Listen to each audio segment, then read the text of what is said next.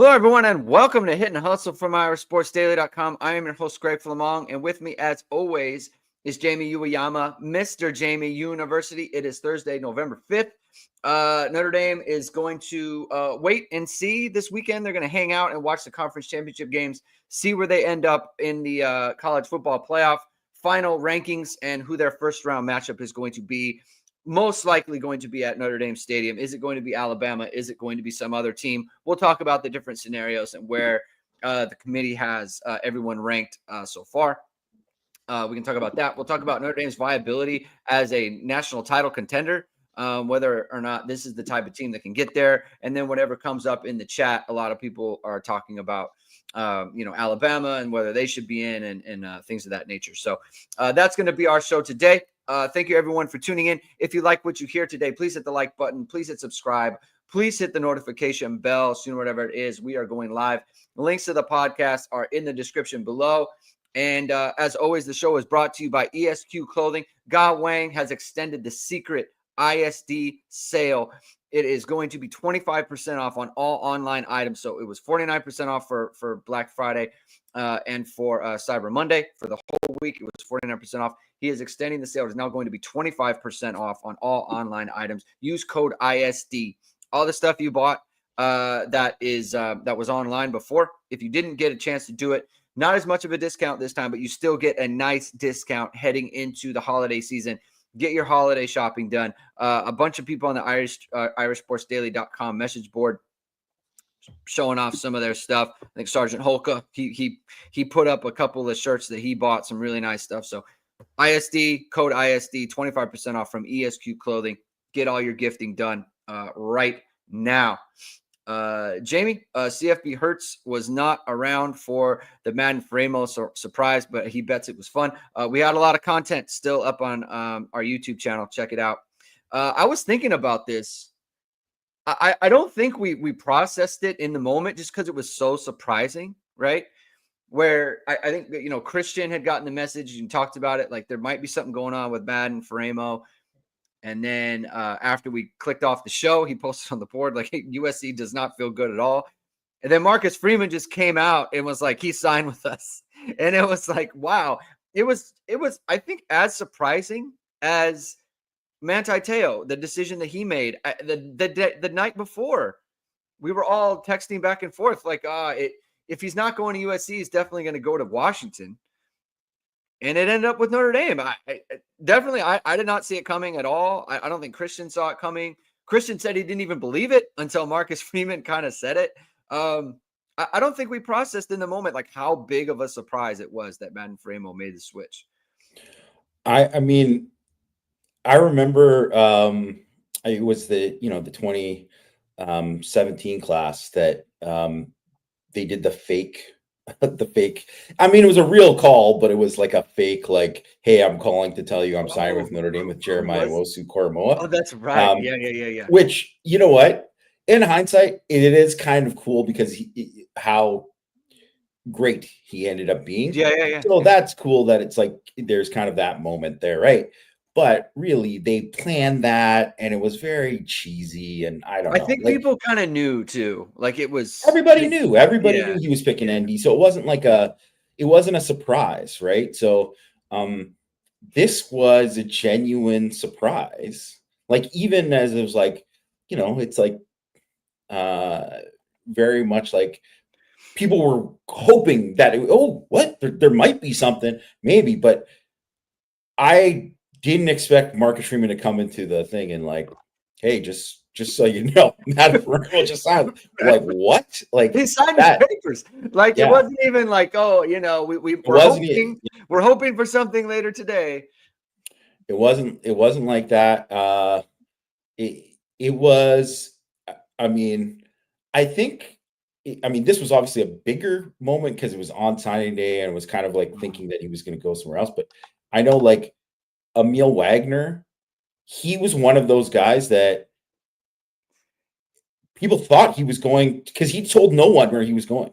Not even coaches. Coaches didn't know. Coaches had That's why they just assumed that he was going to. They're like, I guess he's going to Kentucky or wherever he was going. I can't remember, but then all of a sudden It's just like, yeah, he's going to Notre Dame. And they're like, what? Yeah. Like we weren't prepared at all. I remember that day, like, we were like scrambling on the side, like we got to get stuff up. Like we weren't even ready. We knew he was announcing it. No one thought it was going to be Notre Dame. So yeah, that in the annals of signing day surprises, that one should go pretty high. And to be honest, too, like this kind of in that moment where it did like seem like all those people who put in their crystal ball to to USC is because he told USC he was coming.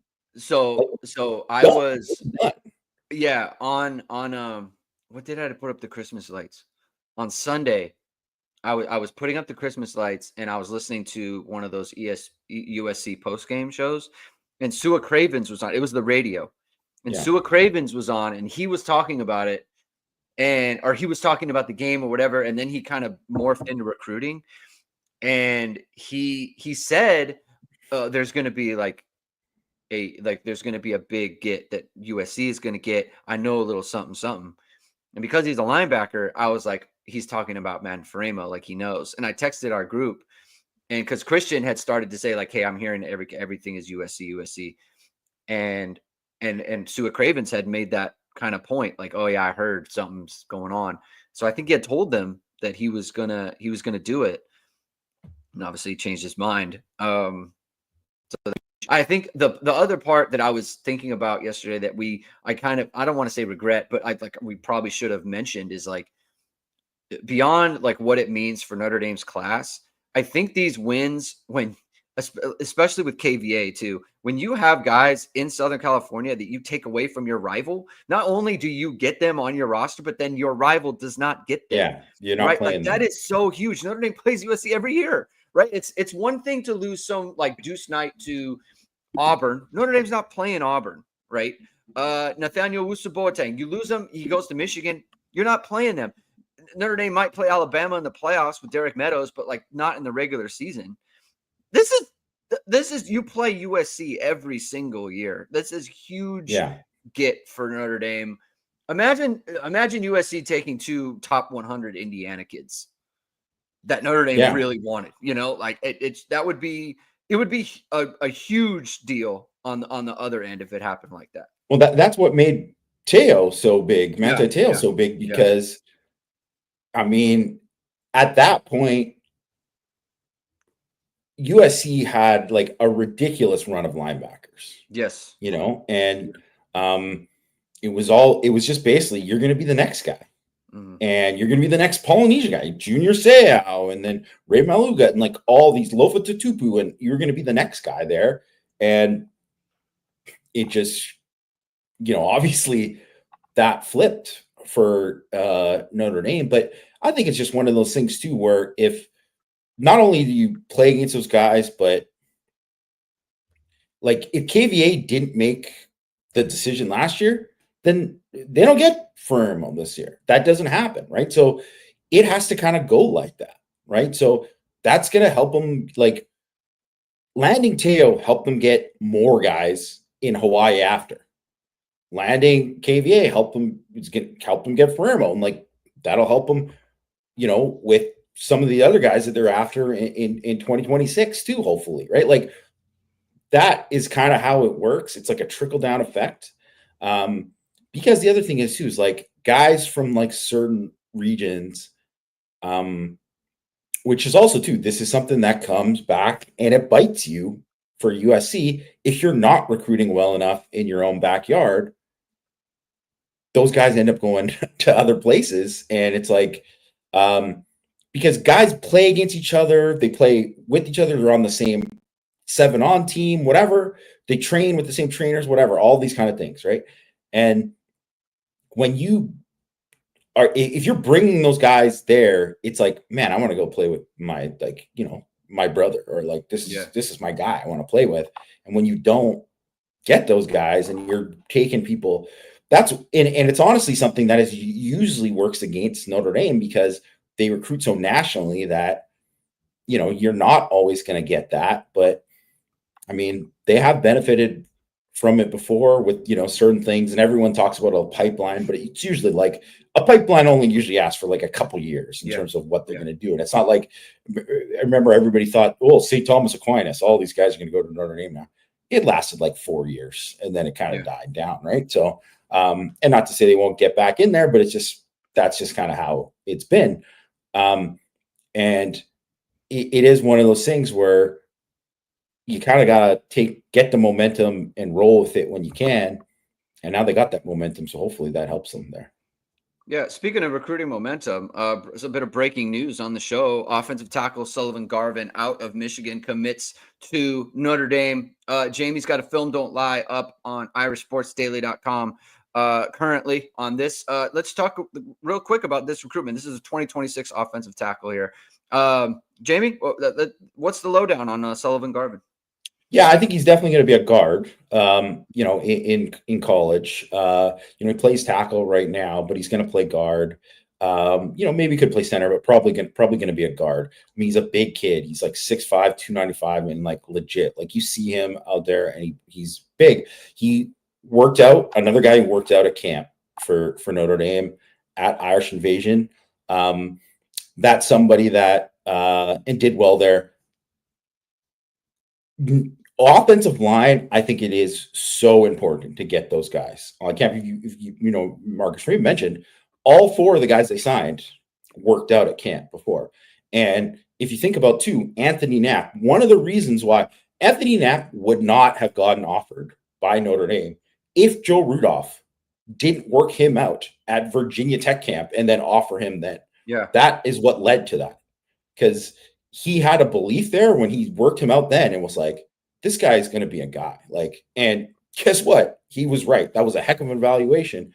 It's the same thing. They've had numerous guys that have done that, obviously, at Notre Dame. Ashton Craig's another guy that's on campus right now that was a similar situation. There's been a bunch of guys like that, when you talk about those in-person evaluations, I think offensive line, coachability and that kind of thing is like really, really important because there's so much development that has to happen. And you look at Garvin specifically, I think if you watch his film, I mean, he is so much bigger and stronger than everyone guys. He's from a small town. He plays against small school thing. I mean, and he's just like ragdolling dudes. Like he's just like throwing guys out the club, like literally just like not even really like he does finish guys and drive them all the way down the field, but there's sometimes he just like throws guys where you're just like, okay, like these are kind of bad habits that you don't want to get into when you're doing this, but he's just so much bigger and stronger than everyone else that's the thing. But what I like about him is he's mobile, he's a good athlete, like he's got good feet. Mm-hmm. And you can see just like he is like country strong, like a guy who really can move people, and he's mean. He's very, very mean. So I think because of like some of like his bad habits and stuff that you just see with like him just like not and that the level that he plays at, that's why I have him at like just under like being a 4-star. But to me, he could easily be a 4-star and has a chance to be like a really good player for Notre Dame. Yeah. So it's a nice get for the staff early in 2026. Let's see if they can kind of ride that momentum. Sly Fox 110404. Greg, Jamie, do you guys agree on our class rankings at 12th? Watching as much film as you guys do, is that a fair ranking? What I would say is we have about 4 hours of content on the recruiting class and from yesterday. So I encourage you to watch that. I think you were in the show as well. So it's like, but the reason I bring that up is like, I don't view the class in terms of whether they should be 12th ranked or 20th or whatever it is. Like, we went over the class and we went over like, this is what we think Notre Dame has. And this is where we think that they kind of are lacking, right? We think they're lacking on the interior. We think they're lacking at real high quality playmaking wide receivers. We think they're lacking not as much with Madden Faraimo signing with Notre Dame, but we think they're lacking in true defined difference makers, right? And so that's where we think the class is lacking, whether that's 12th or 13th or whatever it might be. We can't really say that. But like that the class is what the class is. We think they're a lot better or Jamie thinks they're a lot better at rush end than I think probably most people believe. So that's kind of where we're at. Obviously, we love the defensive backs. We like the linebackers a lot more now that they got Madden Faraimo. We like the offensive line, right?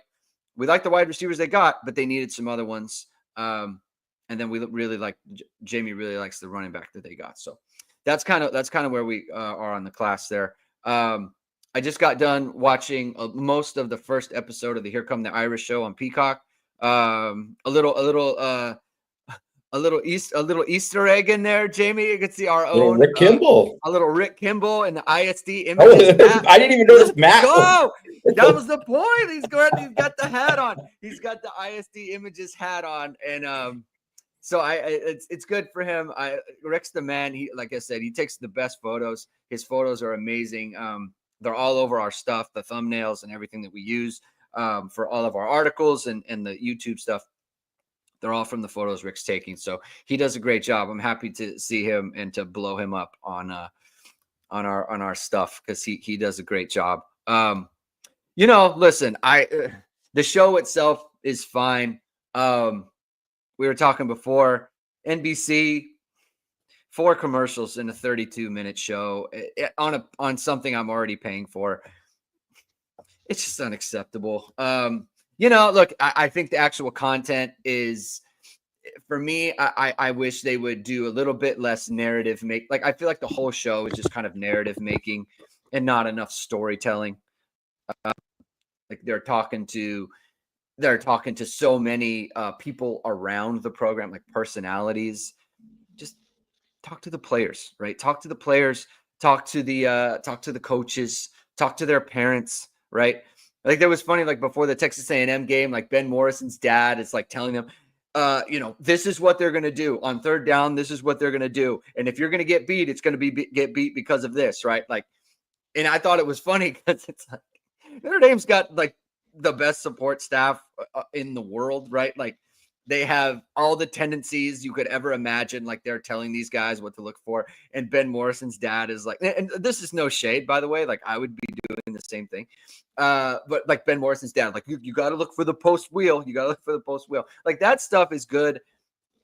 I don't need to hear from Mike Golick Jr. all the time. I don't need to hear from Pat Forty. Like it's good to get people like Tim Priester. You hear from him, but like the rest of the stuff, like I don't need to hear from the personalities and narrative setting. I don't need that. Show me the stuff. That's where I come out on that. Yeah, why do they do that actually?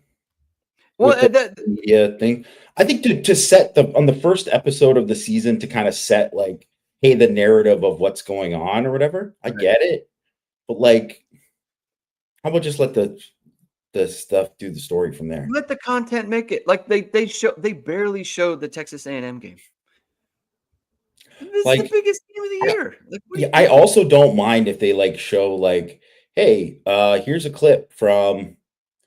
I mean, because it's Peacock, so it's NBC. If they show like, Chris Sims saying like, this is a brutal loss. Like, there's no way they can recover from that. I'm not saying, I don't know if he said that. I'm just saying, I'm just using that as an example. Like, if they grabbed a quote from something like that, from a show like that, I'm like, okay, yeah, that just quickly sums up what the national feeling of like what was going on there. But like, we don't really need the extra little bit of whatever. I mean, I'm saying this as I don't watch the show, so I don't know.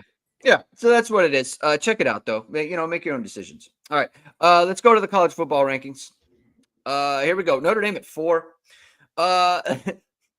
Speaking of the NIU loss, Notre Dame is everyone says Notre Dame ranks 7. And who's the most overrated team in college football? Notre Dame. Everyone's going to say Notre Dame. They shouldn't be 7. They're a terrible football program. At the end of the regular season, Notre Dame's ranked 4. So I think they were, if anything, they were underrated in 2024, Jamie, according to the rankings. Let's see. A Penn State 3, Notre Dame 4. Anything on that? You know how I feel. I mean, it's wrong. There really isn't any kind of there's no reason why that should happen. Like, even if it's just as simple as just saying like, hey, the USC games. Because you can say both of them went on the road, traveled out to LA to play USC. And one team never trailed in a game and won by 2 touchdowns and really was like up 3 and they got a garbage time touchdown at the end. And the other team won in overtime. That the other team seems was like trailing for most of the game. As a matter of fact, I don't know that Penn State ever actually led until the end. Yeah, and I don't think you could say too with Penn State, like, if you use, I mentioned this in Six Thoughts too. If you use the completely stupid thing that Ward Manuel said about like comparing Alabama and Miami, which you just like picked those things to just to give Alabama an edge, and it was wins versus their top 25. I will make the point again. They make their own rankings. Yeah, they just make it up, and they want to make their own rankings. You they can't can just do whatever they want. The thing you put together to then say this is why they're better. You made it up. It's your decision. Anyway, please continue. But anyways, right? They said that Alabama is 3-1 versus top 25. Miami is 0-1. Alabama 6-1 versus teams above 500. Miami 4-2. Okay. But like, let's just say they do that. I mean, whatever. I don't have a problem with them ranking Alabama over Miami. I think it's actually like close enough that like, because and they did play Alabama. I know those losses are bad and all that kind of stuff too, but both of those teams are like in the point where it's like, hey, you could have controlled your own destiny. You didn't. So you left it in the hands of them, and fair enough, whatever. But if you're going to use the same logic that, Manuel used to come up with that to make his case for Alabama over Miami, well, Notre Dame is 1-0 versus committees, top 25. Penn State is 1-1. So they played one more team. Okay, fine. But versus, winning record, Notre Dame is 6-1 versus teams with winning record. Penn State is 3-1. They only played 4 teams with winning record all year. So, and I know, like, you can say like whatever, but look at different strength of schedule metrics and say Penn State played like just a slightly like tougher schedule than Notre Dame. Fair enough. Okay, that's fine. But it's not enough to say that, man, they went through this gauntlet and did, whatever. And Penn State, it's like, listen, they deserve to be in. I'm not saying that they don't deserve to be in. We're talking about a difference of one place. Yeah, but I think, there's a lot of ways you can look at it where there's no reason why Penn State. I couldn't find you a thing other than just say, unless you just said, and if they flat out just said, listen, their one loss, they lost a close game to Ohio State, and then Notre Dame's one loss, they lost a close game to NIU, and they just did it. Do I think that is a good enough reason when you compare the other stuff? No. But if they said that, then it's like, at least that's the reason. If they said Notre Dame needs to play an NIU penalty, and this is what it is, fine. Okay. Right? Okay. Right? Like that. I mean, I don't think that's fair, but fine. At least that's a point of view that someone could have that I would understand. Right? You could totally understand, and I wouldn't be like fight back against it. Let me ask you this. Let me ask you this question. Do you think if Penn State loses to Oregon this week, let's be clear about something. I don't think Oregon's going to absolutely dog walk Penn State. I don't think so. I think whatever happens, the game will be. I think the game will be competitive, right? You think if Penn State loses, they stay ahead of Notre Dame? Do you think Notre Dame can get to the 5? I think it only depends on how Penn State loses, right? Because I think if Oregon is in control of the game the whole time, and let's say they win by 14 or 17 or something like that, or more, then I think for sure Notre Dame jumps them. I think that will probably happen. But like, if it's a tight game and they lose that tight game, since you already ranked them ahead, it would kind of be stupid to knock them back, because you're like, oh, because they played who's your number one team there and they lost a close game. Like that wouldn't seem fair to Penn State based on how they've already done it, which is why you already should have made that switch where Notre Dame was ahead, right? So like I mean, obviously there's scenarios where if Georgia beats Texas and Penn State beats Oregon, Notre Dame's going to move down. Like that will happen, right? Like they will get the 7 seed. You know, I'm pretty confident that will happen, which okay, fair enough. That's just like what is going to happen, because I don't really think like, you know, those, you know, Oregon and Texas shouldn't be like, you know, punished too bad for playing in this extra game. I don't think that's I don't think that would be fair either. So Adam Dowling asks, if they lose, how is Penn State ahead of Ohio State? So basically, you would be punishing Penn State for playing in this game. The regular season's over. They've both played 12 games. You'd then be punishing. Like that's where I don't know that you can do that, right? But here's the other thing, and this goes like, and so a lot of this is the logic has to be consistent across the board, right? So in that case, if SMU loses, how can you punish them then and have them out of the playoff and Alabama gets to stay? You know what I mean? Like that's where the committee is kind of in a bad spot, right? Where it's like, you don't want to punish Penn State, but you also you might want to punish SMU if they lose, because Clemson gets that automatic bid. It's like between SMU and Alabama. And I will believe we live in a world where the committee takes at-large SMU ahead of at-large Alabama when we get there. I don't believe that. I believe they are absolutely going to pick Alabama to be a representative in that. I just don't see how they make that decision. I mean, the other thing is too is that they will cite like all the things like basically the comparable stuff that they used for Miami versus whatever, right? They'll do that. And fine, they can do that, whatever. But really what we know it's about is Alabama. If Alabama's playing Notre Dame, that's going to get an insane rating. Sorry, it looks like Greg busted out. But if Alabama's playing Notre Dame, that's going to get an insane rating. That is going to drive decision-making, 100%. Oh, of course. 100%. And I mean, I don't even really blame them for that, but that's just, you know, something that will happen.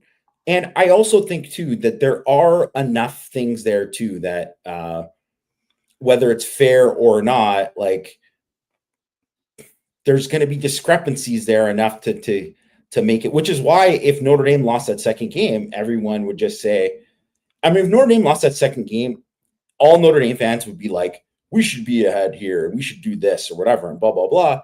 But I think the reality is that like they had their chance and they could have took care of business and they didn't. And unfortunately, the bad luck of some of the teams not being as good as they are hurt them schedule wise to earn them good enough wins or whatever. Yeah. But that's just the breaks, right? It's kind of like in 2019, like, you know, they were like 15th in the final ranking. They were 10-2, right? And they just so happened that, and they had dominant wins most of the season, especially the back half of the season, right? Mm-hmm. After the Virginia Tech game, like the last like 4 or 5 games, they, you know, went on a real run, but they lost to the 2 best teams they played, right? And that's what killed them. And that thing, and which is why it was tough to kind of argue that's like, man, they really need to get a New Year's 6 game, because that's what that was about at that time, right? It's just I get it that it's hard to argue, but listen, you just got to do as much as you can to control what you can and win. And the thing is that, yes, is it better if Notre Dame was the 5 seed and then they play, say, ASU at 12, you know, at home, you know, these guys in Tempe coming up to, you know, frigid Notre Dame to play there. And then, you know, definitely a less talented team than Alabama. And then they play the 4 seed, which, would be Boise State or whatever. Like, yeah, of course, that's more favorable, whatever. But it's not to say they couldn't lose to Arizona State or lose to Boise State or lose to any of these teams. All these teams are good teams. Yeah. Like, it's just like how Louisville could probably beat any of the top 20 teams in the country. They could, right? 100%. And also the reason which is also too, which shows you too, why taking the top 25 is so stupid and doesn't really isn't a good way to do it, and why they need to use, how basketball uses RPI. Yeah, they use the tiers or whatever it is, the quad boxes or the. And you don't even need to use because I'm not a big believer in those quad boxes. I kind of think that's stupid. I just don't really because all of a sudden one thing changes and that person gets dropped into a different quad. No, I'm not, whatever. But if you just want to say hey, these are top, it makes more sense for basketball because there's so many teams. It's just an insane amount of teams. Yeah. But if you're looking at football, I think you could just say the difference between the 15th team and the 40th team is very small. Very small. So Louisville and Texas A&M, which are, I would say those are better wins than Army. But even though Army is ranked, right? But those aren't the reason why Louisville and Texas A&M would both be ranked right now if they didn't have Notre Dame on their schedule. Because that means that if Texas A&M played crappy other team and was 9-3 and lost the way that they lost, they'd be 20th and they'd be ahead of Mizzou, who they killed. So they're below Mizzou because they're 8-4, but the only reason that they're 8-4 is because they played ND and Mizzou played BC at home. Yeah. What's the logic in that? So beating Mizzou, you get an extra win because they're in the top 20. The difference between those teams, and actually, that Texas A&M is way better than Mizzou, but so those wins should kind of count similarly, they should. And then the same thing with Louisville, which obviously I have no problem with them not being in the top 25. You lose to Stanford in the way they lost. Yeah, okay, you're 4-0 team. Right. But in saying that, if they didn't play Notre Dame this year, and they played, I don't know, Western Kentucky instead, just inserted in, they weren't one of the ACC teams that had to go on the road and play Notre Dame on the road. Mm-hmm. They're 9-3, which would have been the same record as Clemson, and they whooped Clemson. So they'd be ahead of Clemson, really. So that's why all of this kind of hey, taking this thing and that, whatever. It's not I don't think that's a good way to do it. I don't think that's an accurate way to do it. I do it's one of the reasons why I like just looking at F plus, because, one, it's FEI and S&P plus. I mean, they're not infallible. They're not perfect or whatever, but they do give you a good idea of how good teams are. Right? What they do is they look at how well a team has played versus all this other stuff. Because look, USC, right? USC 6-6. Okay. Who would, on a neutral field, straight up, who would you pick, USC or Memphis? I mean, you'd pick USC. Okay. But Army and USC. USC. Colorado, USC. I mean, that one I'd probably be. You're kind of tossing it up. Right? It would be a toss-up. It's same thing with Syracuse. Same thing with Illinois. I think I would take USC over UNLV. Missouri at 19 is an absolute disgrace. It is. Okay. That is a disgrace. They are an awful football team. They have showed it over and over and over again. So here's another example is Arizona State, which I think is a good football team. Listen, you go 10-2, you're pretty good. You're not they're not great. They're pretty good, right? Congratulations. They're going to the conference championship game. but they played like how their schedule worked out for them. They got lucky to the point that they had to play 5 of the bottom 6 in the Big 12 in terms of conference record this year. So, and they got to play the bottom 4, which is like Oklahoma State, UCF, etc. And they lost to one of those games to those teams too. So, because they had the good fortune of getting that, and then Louisville ended up playing how it worked out for Louisville. Well, they played SMU and Clemson and Notre Dame and whatever. They end up having a tougher schedule, but Louisville, I think, just watching them, I haven't done a deep enough study on Arizona State. I'd probably pick Louisville in that game. And if you look at it, Louisville is, I'm looking at the F plus rankings right now. Louisville, 14th in F plus. Arizona State, 29th. So could Arizona State beat Louisville? For sure they could, right? But Louisville would be favored in that game and should be. And it's the same kind of thing with with so many of these teams. So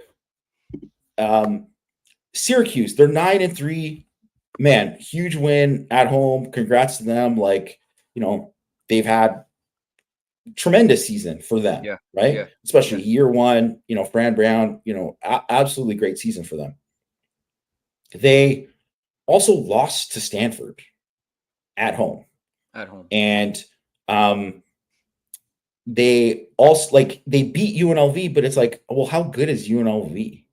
You don't know, because they really haven't beat anyone really good. And Syracuse, how it worked out for them, they didn't have to play all the teams that Louisville had to play, or else Syracuse's record is worse. That's just how it would have looked, right? Yeah. So that's why you can't just go, which is why it's stupid how they even rank in how Syracuse is 22nd. Okay, they're 9-3, sure, and they just beat Miami. Okay, that's a good one for them. But what is now that you're looking at the F plus, what is Oklahoma and F plus? Oklahoma is, where are they? 31st. Okay. So here's the thing, right? Is the thing with SMU and Alabama, right? And people will look at Alabama's wins, okay? And they'll look at strength of schedule and all this other stuff, right? They'll look at that. And they'll say, yeah, they lost 3 times, but they've beaten X teams. And the thing that I will say is they lost by 3 touchdowns to a similar type of team that Louisville has beaten. I mean, I'm sorry, that SMU has beaten. SMU beat Louisville on the road, right? That to me is look, at some point, I get your strength of schedule. And if you had lost to one of those top teams instead, that's fine. But you lost by 3 touchdowns to Oklahoma, who is not good. You scored 3 points. You scored 3 points. To me, that is a team that SMU has handled all season. That type of season, or that type of team, they've handled them. You have to pay a penalty for that. You just do. I'm sorry. I would much rather play SMU than Alabama, just on paper, right? But the fact of the matter is that Alabama went and did a thing that they shouldn't have done. They did not. Their schedule being hard or whatever it may be did not mean they had to lose by 3 touchdowns and score 3 points in a football game to a team like Oklahoma. It just didn't have to happen. Notre Dame went on the road to a team like USC. What are they, 25th in F plus right now, Jamie? What are they right now? USC is, they're 22nd. They're 22nd in F plus. Notre Dame went on the road and did that to their rival, and they never trailed. Alabama did not have to do that. They did not have to. To me, you got to pay a penalty to that. I'm sorry. You just can't have your name out there. That's where I come out on this. It's just that loss is such a bad loss to me. It is you just can't have that. You can't tell me your strength of schedule. I don't want to hear about it. I really don't. And that's why I dropped Georgia. Like I look at the real world, and I look at the way Georgia beat Georgia Tech. What's They Georgia should have Tech gonna lost that play? game. Yeah. Not only should they have lost that game, they needed ref intervention. And I understand that's a hard concept for people to understand. Georgia lost that game a couple of times, but for the refs making sure that it didn't happen, right? And look, I completely believe in reffing towards a close game. I think that's a real thing. I don't see it as a conspiracy. I think it's human nature. I think that's exactly what they did. And the replay booth, I think, is more than reffing towards a close game. Like, that to me was a conscious ignoring of the rules and in favor of the SEC opponent on the network that hosts the SEC, that carries SEC games. That's what I think that was. So to me, I think you could hold that against Georgia. Now, from Notre Dame's perspective, I'm the type of person, and I look at college football right now, is I don't think that Notre Dame ought to be rooting for anything. I don't think that they ought to be like, oh, I want number 5 instead of number 6 or 7 or whatever it might be. I think Notre Dame's mindset needs to be the team that got the bad draw is the team that's got to play us. Yeah. That's exactly. I think that's the mindset that Notre Dame ought to go into this with. It doesn't matter who you play. I would if I was on the team or whatever, if I was a coach, I would say, you know what? We are fortunate to be in this position. We have this opportunity. Our objective in the next 4 games to be national champions. However it works out is however it works out. If it's Alabama, great. If it's Georgia, great. If it's Tennessee, great. If it's Boise State, whatever. Arizona State, whatever. The draw is not important. We need to go win. That's how I would look at it from Notre Dame's standpoint. And to me, I look at this, it doesn't matter. Whatever. People, I've seen some media tweets about how, Notre Dame's treat is Alabama. You got to beat them in your stadium, right? Yeah. You get Alabama in your stadium, you got to win the game. I'm not saying Alabama's bad. You got to win the game, Jamie. Well, I think it's different because this isn't Alabama in 2020. And it's not, first of all, it's not Notre Dame in 2020. Notre Dame's right? favored. Yeah. When has Notre Dame ever been favored in a matchup against Alabama? Well, I'm sure in the 80s or whatever, but when we were alive, right? Maybe in 1987 they played at Notre Dame Stadium. Yeah, but I think Notre Dame was probably favored. I think the whole point of being in the playoff, no matter where you are, is that every team is good now. Yeah. Every team is good, and you have to treat them as hey, just like every opponent, you have to respect that this is what they're really good at, and this is what we need to stop. This is where we can maybe get them, and whatever. And that's how it has to be for everyone. Because, yeah, you can say, like I said, Arizona State, you can say, and I don't know really how good they are. Are they would they be the worst team in the field if they won the Big 12? Yeah, probably. Still means they're a pretty good team. They're still a pretty good team. It's just you go and play Georgia Tech, which obviously is not in the playoff, but Georgia Tech's a decent football team. Obviously, they just took Georgia to 8 OTs. They beat Miami, right? Georgia Tech's a team that can hang and play with a lot of teams. So every team you play now, it's if you aren't playing your A game, you will probably lose. You will get beat. You will get beat, right? So you have to play your best possible game, just like they have to play their best possible game to beat Notre Dame, right? So that's how you have to approach it like that. You can easily say, well, you can say Alabama, man, they got this guy and this guy and this guy, and oh man, that's tough, right? You can also say they went on the road and they lost to 6-6 Vandy, and they got beat by 3 touchdowns to 6-6 Oklahoma. So that's all of who they are. Mm-hmm. You have to look at all of who they are, and then you're playing that team. and expect the best version. You prepare for the best version of their team, just like you prepare for. Army never played anybody, but guess what? They smoked all the teams that they were playing. So you had to play at a certain level. And the reason why Notre Dame killed them, because Notre Dame went in there and was like, we're preparing for the best Army. And then they whooped them because they were like, we're just way better than you. But if they took it lightly, that's how you lose that game. Notre Dame can be national champions. This year is absolutely wide open. They can be national champions. They can. That's a live thing. That is true. I mean, there's things that are going to come into it, which will kind of, I'm sure, as we go along, hopefully Notre Dame keeps winning and will continue to go along. They could be national champions. They could also be 1-0. Yes, and it could happen for all these teams, but also, too, it's going to matter. Like, you could win that first game, but what are you like health-wise going into the next game and then the next game? Because teams haven't had to go this deep and play this many games this before. So what's it going to be like? Like, there's a chance that Notre Dame could be like, wow, man, they played so good and they're off to the national championship game, but man, they lost this guy and they're not going to be available, and the other team's just healthier. And that it can lose you.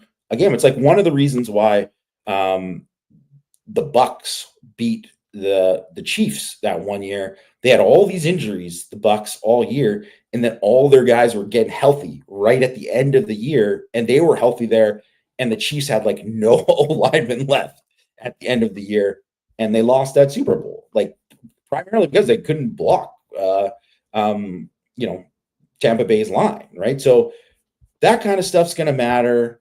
But I will say how Notre Dame has performed this year, like when I look at like the championship criteria that you've seen from like college football playoff teams, I put this in 6 thoughts today too.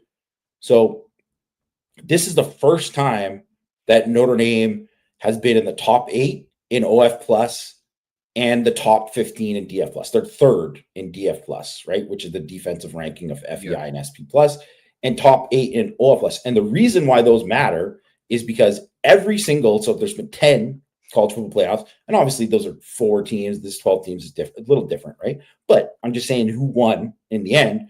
Every CFP champion, top 15 in DF plus on defense. 9 of the 10 CFP champions were top 8. So 8 is basically the cutoff. Notre Dame's top 8 right now, right? So that's good. 9 of 10 CFP champions had O lines that were semifinalists for the Joe Moore Award. We're semifinalists this year, and the last 2 games were the best games of the season for the offensive line. So I think the offensive line is getting better.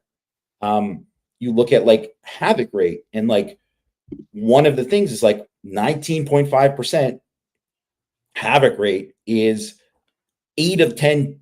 The 10 teams had a 19.5% havoc rate on defense, which is, tackles for loss, forced fumbles, interceptions, pass breakups, divided by the number of plays you run. So like the negative plays that a defense is creating, 19.5 is like basically top 15, essentially, right? But that's the cutoff there. Notre Dame, they're at 18.2 right now, but they played 2, unconventional offenses in Army and Navy that skew that, because Army and Navy, like, they play to not have negative plays against them. Like, I know that, like, even all those mistakes that Navy made in the game, the havoc rate for Notre Dame wasn't that high because a lot of that was like them dropping stuff and, fumbling on their own, right? And not, making their own self-inflicted wounds, right? So, but if you take just the 10 games that Notre Dame played against, modern offenses, they're 19.6%, which is over that 19.5. So look at like some of those markers, they hit those markers. They've never done that and all these things before. So that is huge, Now, maybe some of the other stuff is going to come into play, like health of, these players. And like, listen, if they don't, if Howard Cross I think he's going to be back, but just say if he wasn't back and they didn't have him, I mean, I just don't think there's no way that they win, right? Like there's things like that matter. Or if like Jeremiah Love, he's going to be back, but just say if like all these things can change and do it. But you look at that, where they're at, I think they're in a pretty good spot. They're in a good spot heading into this. A good spot with elite pieces. And you want elite pieces on your team and your media company, Jamie. You want elite tools like Notre Dame has, like VSR Media has. They have elite tools.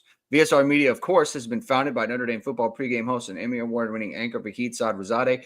VSR Media provides professional and cinematic video and photo. Whether you're looking for a collegiate or pro-level highlight reel, have a personal story to tell, or aiming to diversify and grow your business, VSR Media specializes in short and long-form video storytelling, social media management, and website design. VSR Media also captures professional headshots, senior, and sports photos.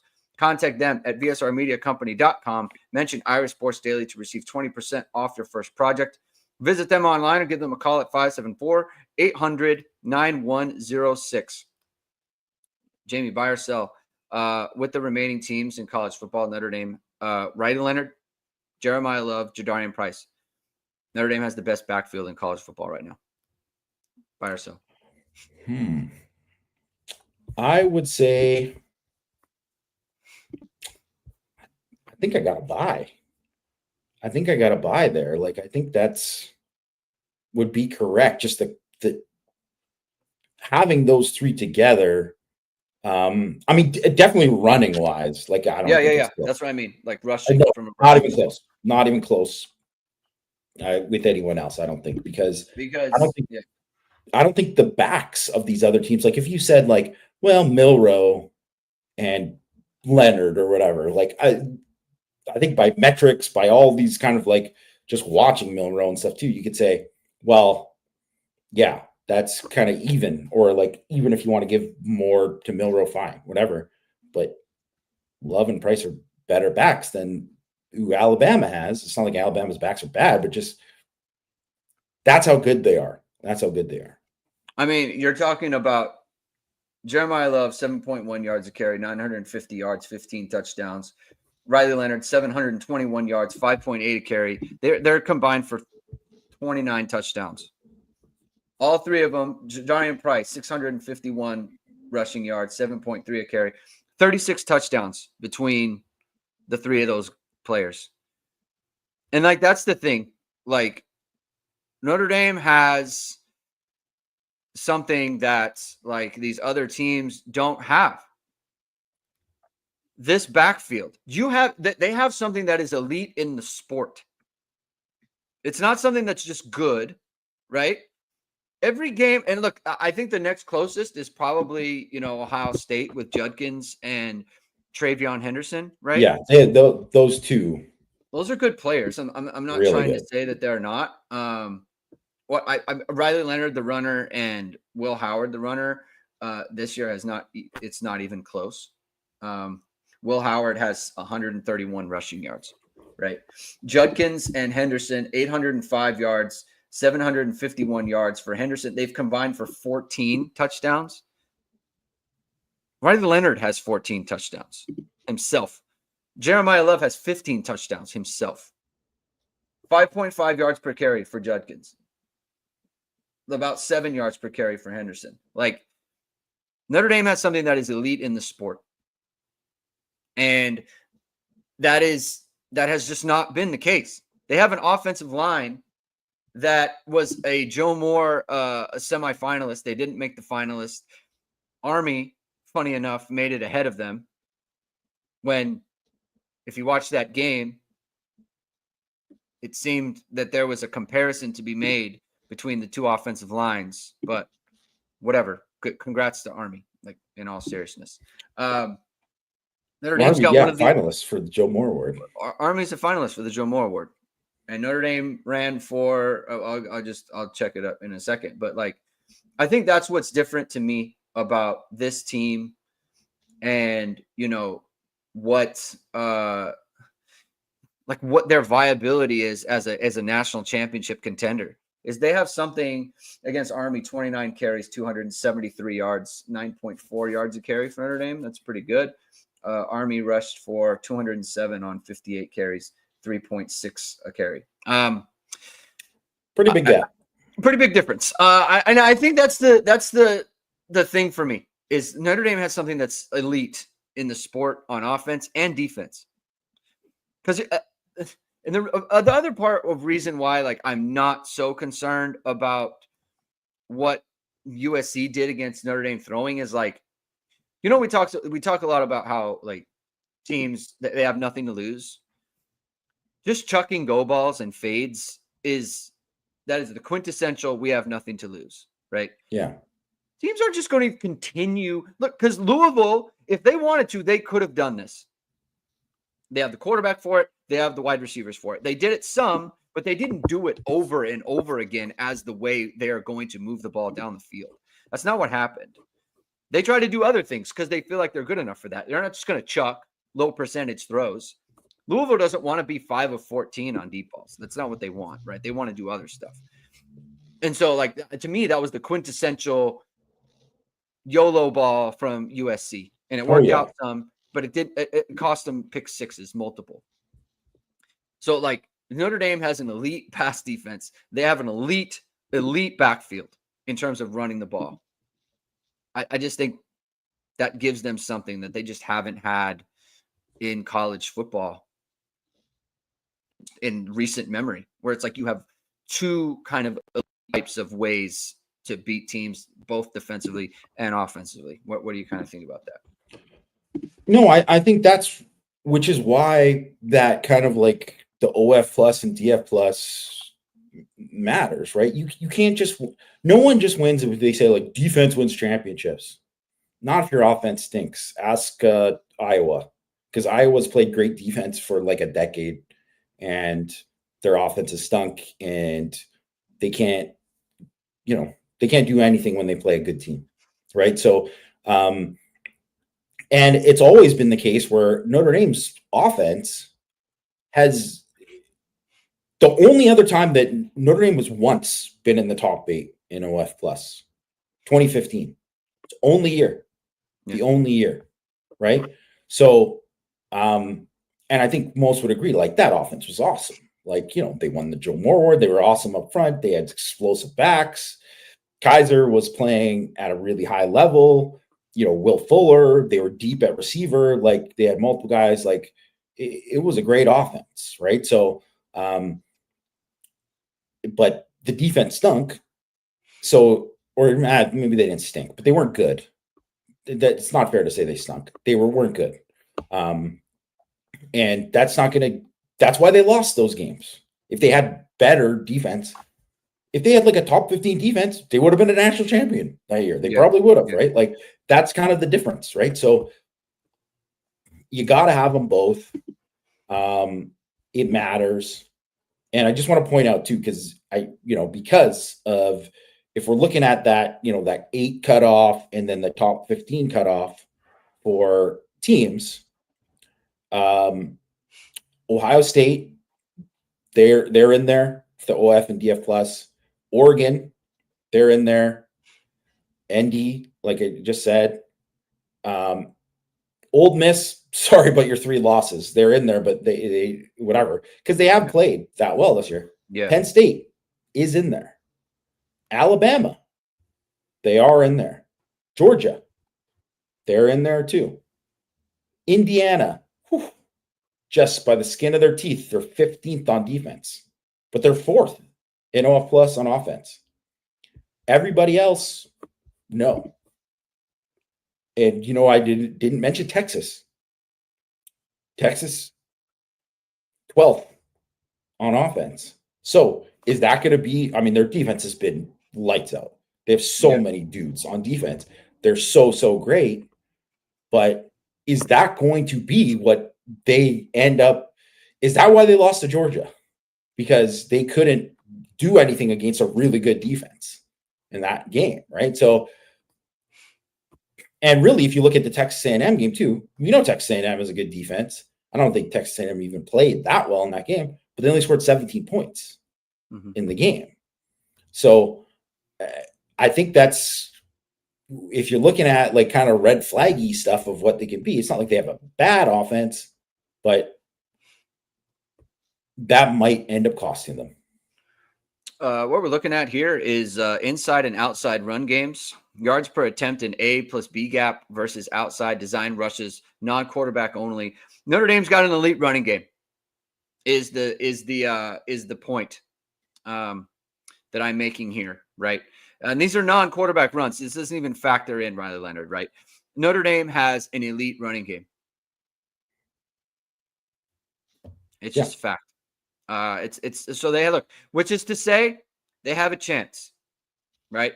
They have a chance to do something in a way that I don't think they've had in my lifetime, short of, the Lou teams, right? So like since Lou, that Notre Dame has an opportunity to do this.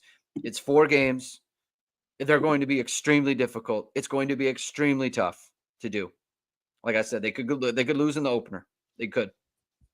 But this is why I was so kind of stressed about this USC game, because I really feel like this Notre Dame football team is good. And I'm glad they showed their quality against their rivals, and they gave themselves this opportunity. So I think that's a good place to end it, Jamie. Thank you, everyone, for tuning in today. If you like what you heard, please hit the like, please hit subscribe, please hit the notification bell soon, whatever it is. We are going live, and links to the podcast are in the description below. Jamie and I will be back next week on next Tuesday. Jamie and Mike will be on Power Hour on Monday doing the live show there. I will be producing that as always. So we'll talk about, where Notre Dame falls in the rankings. That will come out on Sunday. We'll talk about the matchup. We'll talk about, recruiting and whatever might come up in Power Hour.